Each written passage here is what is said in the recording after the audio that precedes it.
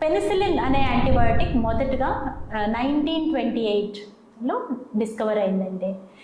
ఆ తర్వాత World War II టైంలో మనకి మాస్ స్కేల్లో పెద్ద ఎత్తున దాన్ని ప్రొడ్యూస్ చేశారు.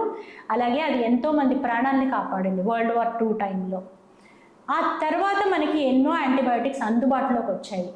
ఇప్పుడు AMR మహమ్మారి వల్ల మనకి ప్రీ పెనిసిలిన్ ఈరా, అంటే యాంటీబయాటిక్స్ లేని ఈరాలో మనం వెళ్ళబోతున్నామని చాలా హెచ్చరికలు WHO కానివ్వండి, ఇంకా వేరే ఇంటర్నేషనల్ ఆర్గనైజేషన్స్ అన్నీ హెచ్చరిస్తున్నాయి. కాబట్టి మనము యాక్షన్ తీసుకునే టైము ఇప్పుడు. సామూహికంగా ఎవరు తీసుకోవాలి యాక్షన్? ప్రభుత్వాలు మాత్రమే తీసుకుంటే సరిపోతుందా? అందరం తీసుకోవాలి. కమ్యూనిటీస్ అవేర్నెస్తో, ఈ అవేర్నెస్ అనేది కమ్యూనిటీలో స్ప్రెడ్ అవ్వాలి. ఇండివిజువల్ లెవెల్లో జాగ్రత్తలు తీసుకోవాలి.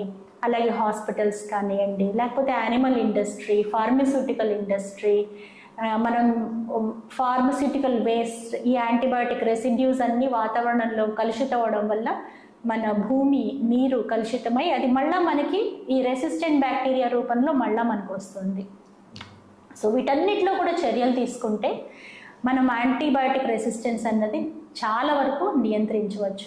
ఇప్పుడు యాంటీబయాటిక్స్ లేకపోతే ఏమవుతుంది అంటారు. మన మోడర్న్ మెడిసిన్ ఎంతో లీప్స్ అండ్ బౌండ్స్ అంటారు, అంటే ఎంతో అభివృద్ధి చెందింది.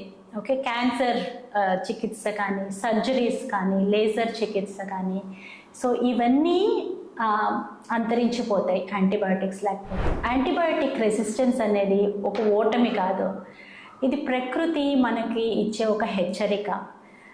ఈ భూమి మీద మిలియన్స్ ఆఫ్ ఇయర్స్ కన్నా ముందరే బ్యాక్టీరియా అనేవి ఇవాల్వ్ అయ్యాయి. అవి మనకన్నా ఎన్నో సంవత్సరాల ముందరే ఉన్నాయి.